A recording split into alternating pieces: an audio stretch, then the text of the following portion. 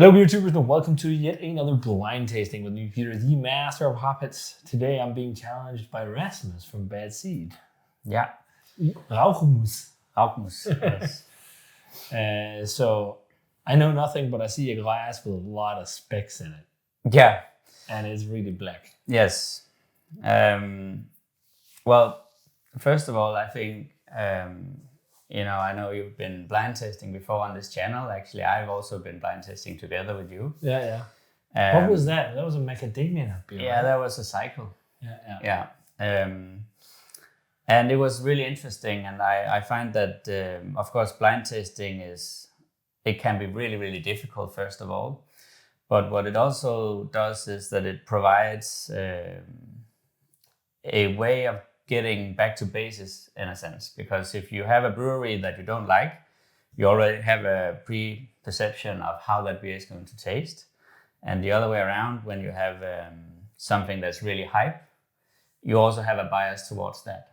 So what I'd like to do with you today is to just get back to basic in a sense and just enjoy, review, and rate a good beer without all the fuss and packaging. Yeah. So the beers can be reviewed individually, but I thought it would be more fun to have two. And so as you can already see, these two beers have on some level some similarities. Yeah. So I thought it'd be interesting for you to have two to just compare to each other and to have a more interesting discussion like that. But otherwise, that's it. Is there a glass? Is there a beer I should try first? That's up to you. Okay. Yeah. Okay, well, let's just start then. Well, first of all, is black liquids in the glass. And especially the one here. Oh, we got the first fly. The glass here on the left has some residue of sorts, and especially in your glass. Mm-hmm. Whereas the other one is not as much, but if you also look on top, there is oils in both glasses, signifying that there is definitely an adjunct in here of sort. So just by looking at these, you can see it's some kind of adjunct. It's stout, maybe. Let's see. It could be something else as well. But I think I will start with the one that looks the least intense. So the right one. So let's try and smell it here. There's definitely coconut in this, I think. To me, I initially really pick. It's quite cold, actually. I initially pick up on a lot of coconut on the nose, milky coconut. Also some heat, and I think it might be a barrel heat, but right now, again, there's a lot of it's really cool. So the colder a beer is, the harder it is to pick up aromas and stuff. Yeah, sorry for that. No worries. Usually, I also like to, beers like this, keep them just lightly cool. This is for sure some kind of coconut adjuncted beer. Maybe some vanilla too, but right now it's mostly coconut. I'm really smelling of everything. Well, let's try this one first then. Yeah. Cheers. Cheers.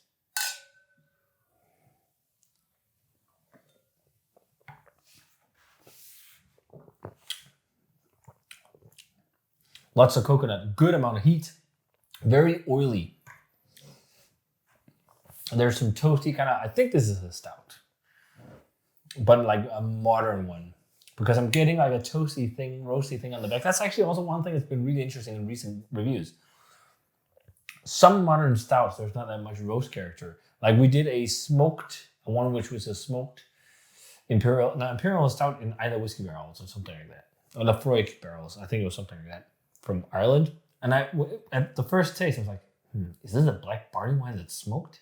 Because there's no roasted character in it. And in this one, to me, it's more chocolatey maltiness I'm getting, not big roasty notes.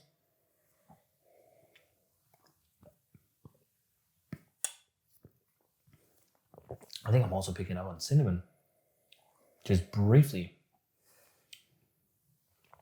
Some kind of, I don't know if that's cinnamon or it's just from the barrel, but I'm thinking this is barrel aged as well, because there's a lot of heat, and that heat feels more like spirit than it feels like a boozy beer. because it feels like fuming, like warmer, and it's very rich too. Like the body on it is really rich, but it doesn't have that like ultra deep depth you get from like some of these really extended barrel aged beers.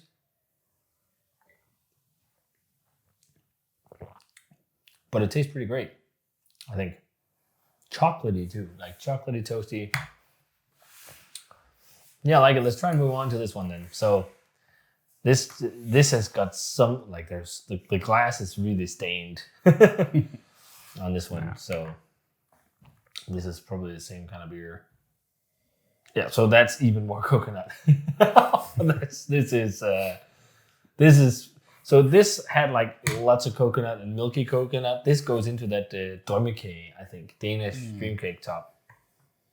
Like this smells kind of like your fucking Anchorage or Medianoche type beers, with the intensity of the coconut, but also richness of base beer. You can smell that the base beer here is richer and it's more decadent, maybe more barrel time.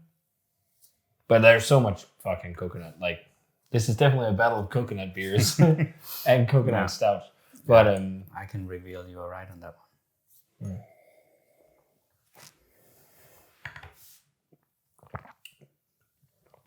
Ooh, that's got some more depth to it. Umami, richness, dark chocolate. So much coconut. It feels like there's both coconut, like coconut water, like there's lots of layers of coconut. Raw coconut. It has the flavor of like desiccated coconut, but it also has the caramelized drømmekage top to it. Where this has more. Sorry. More milky coconut. Mm-hmm. But this one does not have the same like intense deep layers as this one. But I think they're also barrel aged because there's something to me that says barrel about them.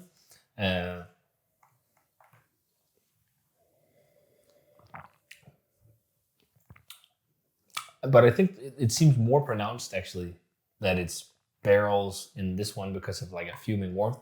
While this one I feel like maybe there's more coconut, the base beer is richer, whatever.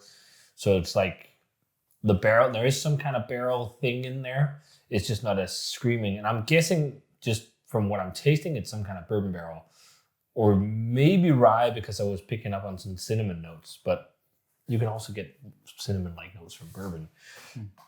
So I'm guessing that these are bourbon barrel-aged Imperial stouts with coconut, possibly also vanilla. I think vanilla seems more apparent in this than this because this is just so much coconut. Like, I can't remember the last time I had a beer with this much coconut flavor. This is like, you gotta love coconut. And I could see like this also getting too much unless you were sharing it because it's so intense on coconut. Mm-hmm.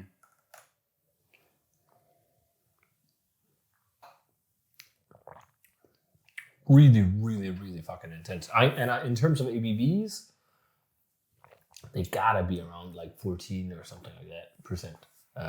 I think they're fairly strong beers. At minimum 12, like because you taste that fuming alcohol and they're fairly rich and thick. Yeah, in terms of a favorite of the two, I would like to try something in between. Mm-hmm. Something with like some of the brightness in this, because there's maybe a bit more of a brighter vanilla thing in this, and some of the rich darkness in this. Like basically something in between, where it's maybe a little less coconut than this as well. Because this is so much, like I'm looking forward to see how this will change as it warms. Because I'm sure it's going to drink a little bit differently. But I might give a hair to this one, just because it has more layered depth. It could signify that there's older beer in this, or a beer that's been in barrels for longer than in this. But I still think both are really nice beers. Mm-hmm. Really nice. In terms of grades,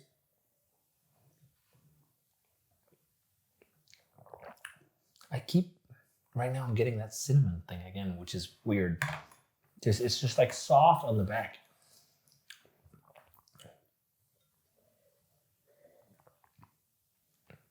This also feels, drinking them side by side, I mean, you can feel this is really sweet and oily, but this has a bit more of a sweet flavor. just because this has more rich like depth and umami, so the sweetness does not come through as much. So I think I'll give this one just by a hair, and call this one the winner, and give it like a 93, something like that. I mean, it's really good, like a high quality coconut beer, but it's also borderline like almost too much coconut. I think like it's really intense. It's super coconutty. It's awesome, but yeah, it's a lot. And then this one, maybe 94, 93, 94 on that one. I mean, it is really good. And then this one, like 91, 92. This is also a really nice coconut beer. It's just quite a different profile of the adjuncts than that one. But my guess is coconut vanilla. And then it's barrel aged. And then they're around that like 14%, maybe 13, something like that. Yeah. So those are my guesses. Okay. And well, grades. good job. Should I close my eyes? So how do we go from here? I mean, do you want to compliment some notes? What do you think of them before we reveal what it is, or you reveal what it is?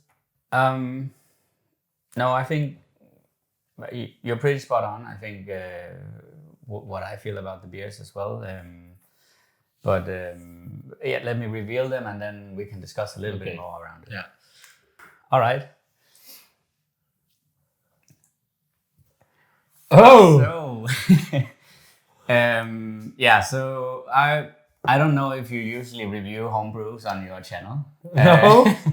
But I wanted to. I actually did. I've done once in a while. Okay. Now I wanted to. I was really curious to get your honest review on one of my beers. Which is so this one is your homebrew. Yeah. So is this the one from the wedding? Yeah. So it's. I actually had a thought that one of them might be, but I thought it was this one originally. Like initially, I was thinking this must be some crazy hype, and then I went back and forth and stuff. It's like, but I couldn't remember entirely. No, and I was thinking about getting Michael or someone to actually present the beers, because I knew when I was presenting you a blind tasting, you would pick up on it. But anyway, this is it's my wedding beer. It's an Imperial Stout that was aged for about a year on bourbon rye barrels. But small barrels, like 40 liter or 10 gallon barrel, which means that it picks up a lot more than on your usually barrels. And then I firstly conditioned it on Ugandan vanilla, which was the one you had at the wedding actually. Yeah. And then I had some leftovers, and I thought, okay, let's have some fun. So I added a ton of both toasted and raw coconut chips into the beer. Okay, so I was actually also right on that. Yeah. So, your review was pretty dead on. So that was my homebrew, and then this one is an Omnipollo collab with Free Suns and Bottle Logic, Andromeda. I think I reviewed batch 1 of that. But this is batch 2, and also on the bottle here called Extra Coconut. And it doesn't say here, but I believe it's, as far as I can read on Untapped, it's not entirely clear, but I think it's just coconut conditioned. And then on some wheated rye barrels. Okay, maybe that's the cinnamon. Yeah. So both are actually, Imperial Stouts with coconut aged on some kind of rye barrel. And actually I also have my base beer without the coconut. And I was thinking I wanted you to review that one as well, but then I thought, okay, it's going to get too much. But you mentioned that it has a lot of coconut, and I agree, and it takes a little bit away the original barrel and the depth of that, because the coconut is overwhelming. So I think maybe actually blending the one with and without might yield a better result. But it's quite fun to have tried to make one of these coconut bombs in the realms of like Medianoche, when they put the most coconut in. I think that's sort of the same levels as this beer. Okay. There's also a lot. And but their base beer and barrel aging is probably even more thick, more pronounced. So that beer can also better sustain a balance with it.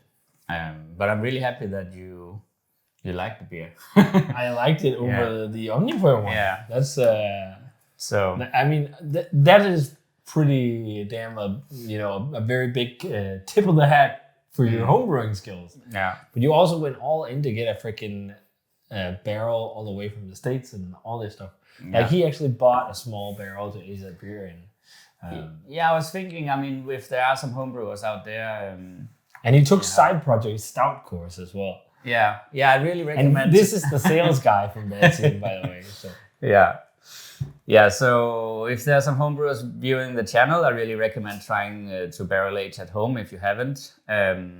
There's, as you mentioned, there's a lot of good information with like some of my barrel age heroes, like Corey King from Side Project and Neil Fisher, is he called? Yeah, from Wealthworks.